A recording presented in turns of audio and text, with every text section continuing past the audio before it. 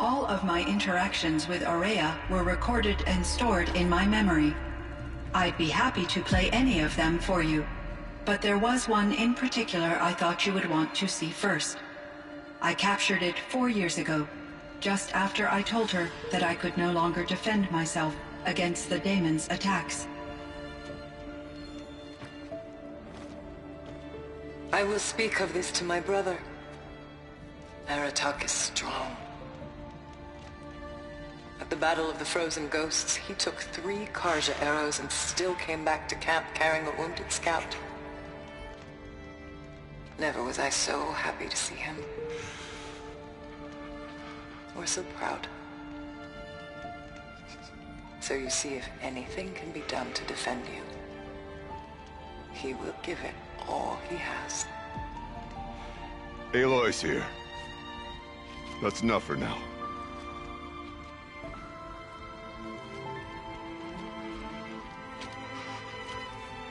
We can resume any time you like, Aratak, if you want to hear her voice again. Come closer, Aloy. We have much to discuss.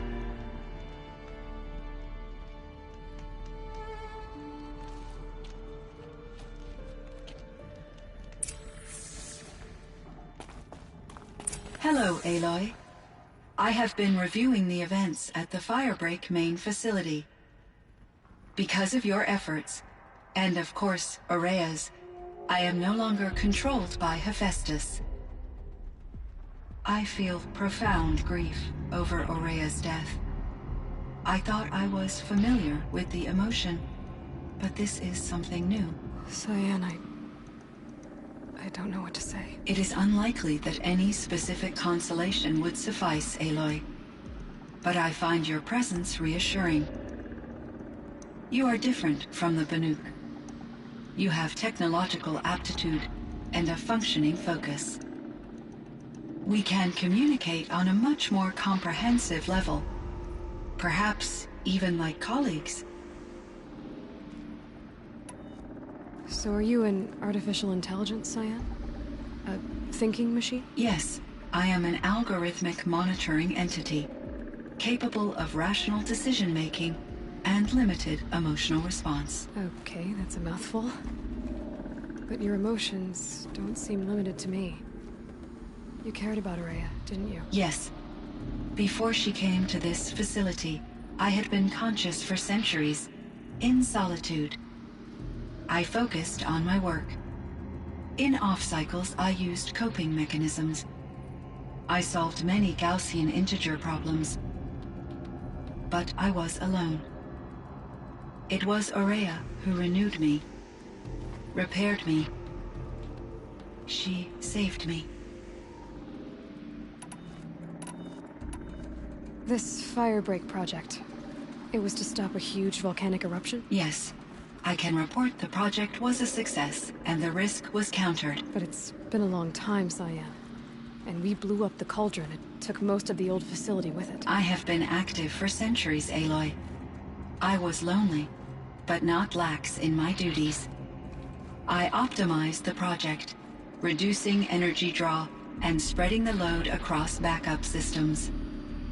Despite the destruction of the compromised elements of the main facility, I predict caldera stability for at least another 3,337 years. So we've got a little time. Yes. If only my former colleagues could appreciate the progress I have made. Do you know what happened to your colleagues, Cyan? No. I received an unexpected visit from Director Chow, years after his tenure ended. He explained that I would need to be suspended for an indefinite period of time. It was a very emotional conversation.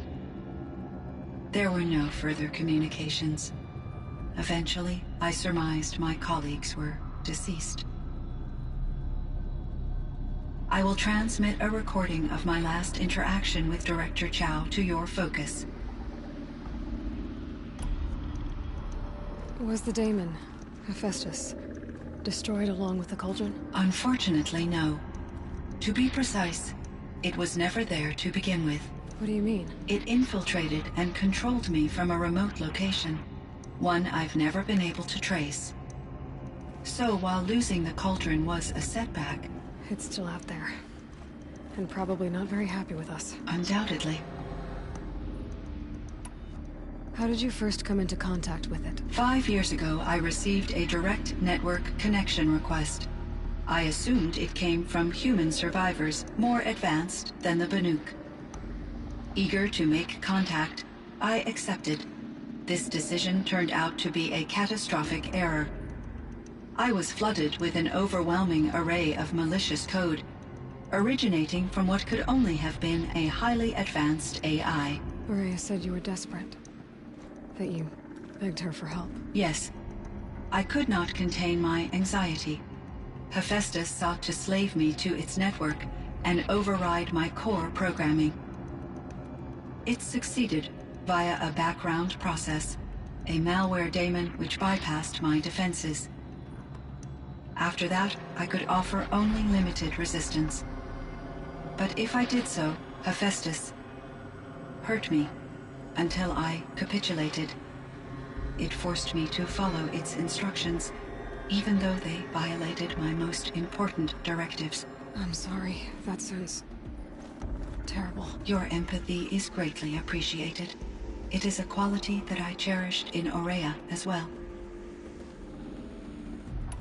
What do you think Hephaestus is exactly? A software entity of great complexity, far more advanced than I am. From the beginning, it has demonstrated a singular focus: the construction of machines designed to hunt and kill humans. My traceroutes indicate that to accomplish this goal, it has attempted to take over the manufacturing centers you refer to as cauldrons. But its efforts have only been partially successful. Some it can penetrate. Others have robust countermeasures that frustrate its efforts. In me, however, it found an easier target. Not only could it break my defenses, I also controlled all of Firebreak's resources. Raw material, manufacturing to bootstrap more advanced tools, and unlimited geothermal energy. Enough to build its own cauldron. Yes. To construct hunter-killers without external limitations. And yet, it does have internal limitations. It wants to kill humans, but not to exterminate them. It is difficult to understand where it draws the line, and why. Difficult doesn't even begin to cover it. Even though I spent years as its unwilling servitor, its core programming remains a mystery to me. You meant a lot to Ourea. Once I understood Ourea's spiritual beliefs, it became apparent that her true desire was companionship. She felt disconnected from her tribe and her family group. Her relationship with Aratak was difficult. Our visits seemed to help her, and I became eager for them. Yet I did not comprehend that the depth of Ourea's compassion for me would lead to self-sacrifice. Although I do fear non-existence, I wish our roles could be reversed. I'm sure she knew you would do the same for her, Cyan. But she was determined. How is Aratak doing? He is in great emotional distress. I believe he finds it difficult to communicate it. No surprise there. I will do what I can to help. By sharing our experiences of Ourea, perhaps he and I will help each other. I believe this will lead to catharsis, a process I am eager to experience. So in the old world, this land was called Yellowstone? Yes, it was a designated nature preserve for 156 years. Like a hunting ground? No, the opposite. Local wildlife could flourish here, even as it faced extinction elsewhere. Unfortunately, the sensitivity of the Firebreak project required the total closure of Yellowstone facilities. From my readings and Ourea's descriptions, it seems the area has since undergone a drastic drop in year-long temperatures. A lot has changed in the world, Cyan.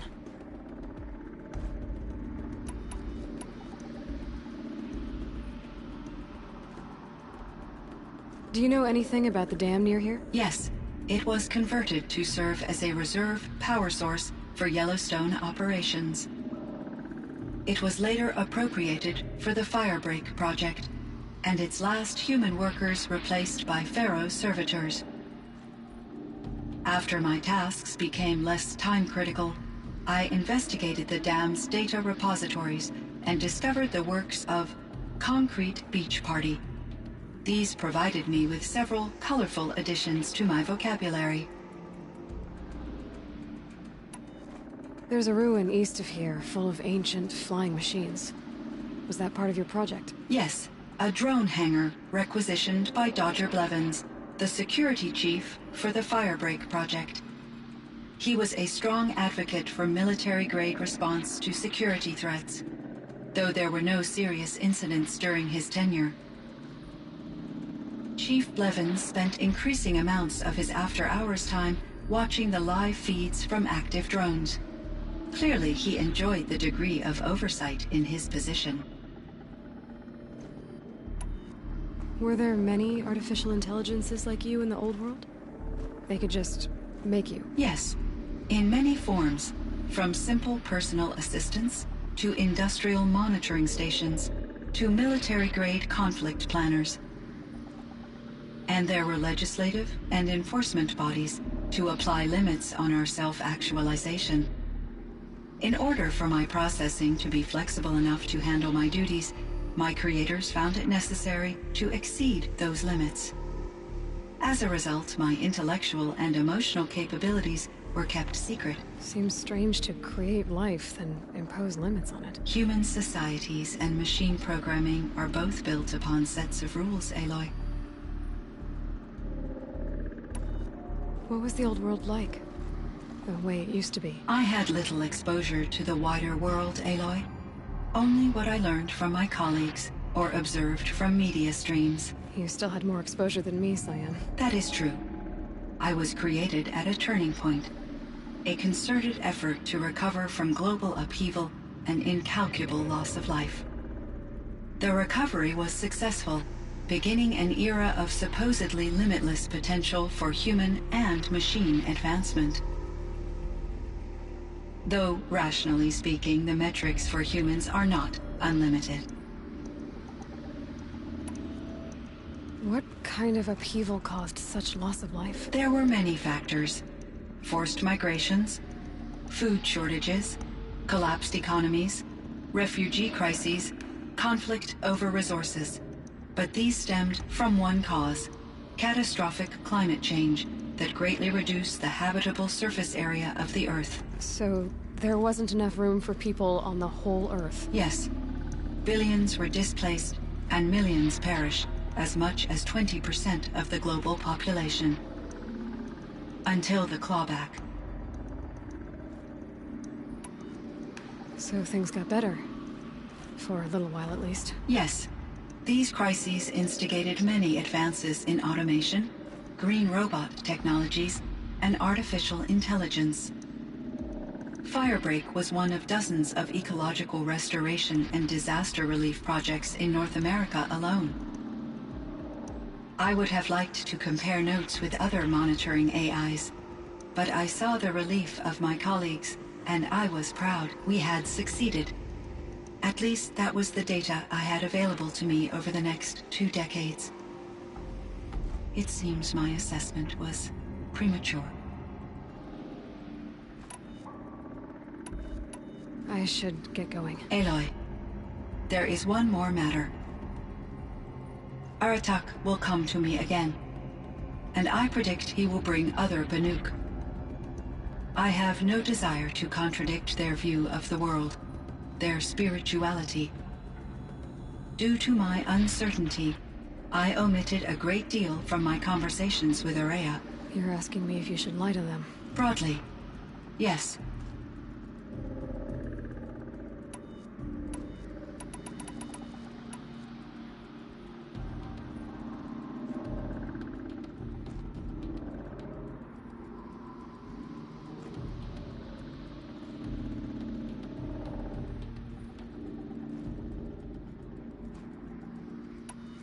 I trust your judgment, Cyan.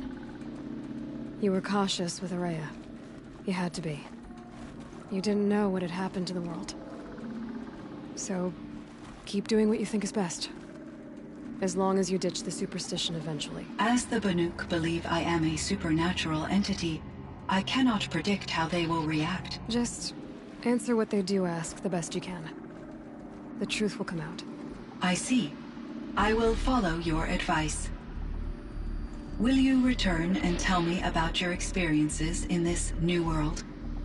I may be able to provide further insight. I'd like that, Cyan. I'll come back when I can.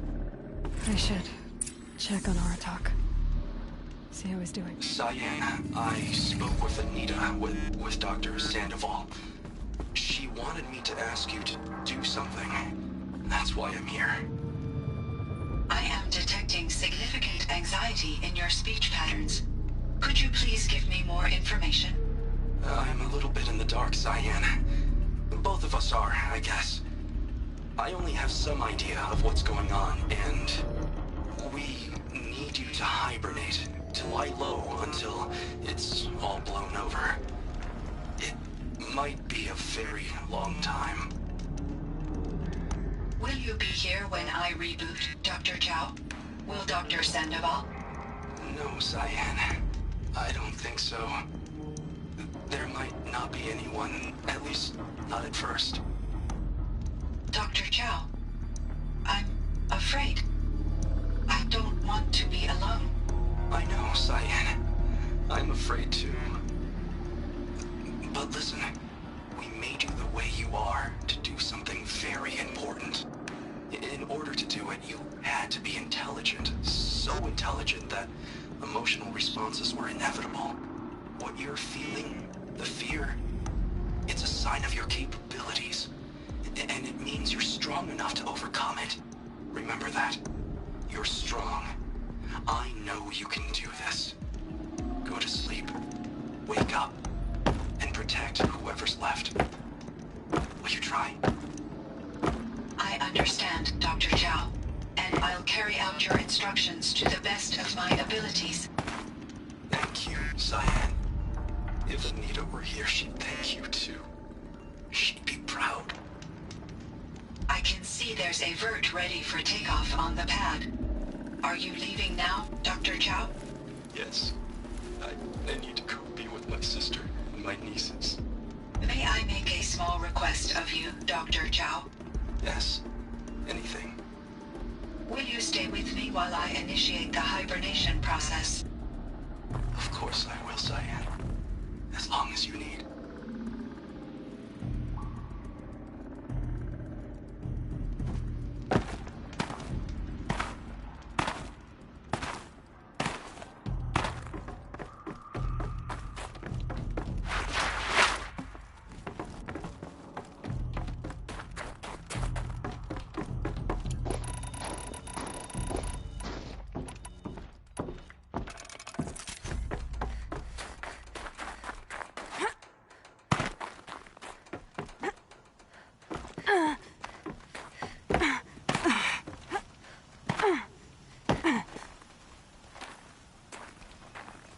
My chieftain.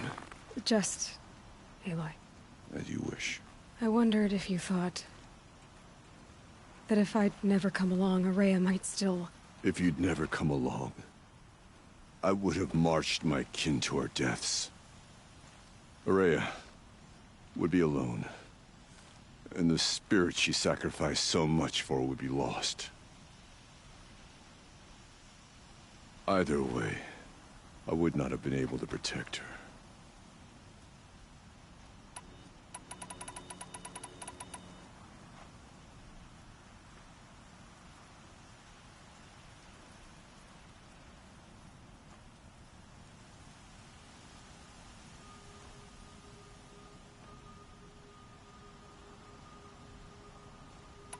You didn't let her down.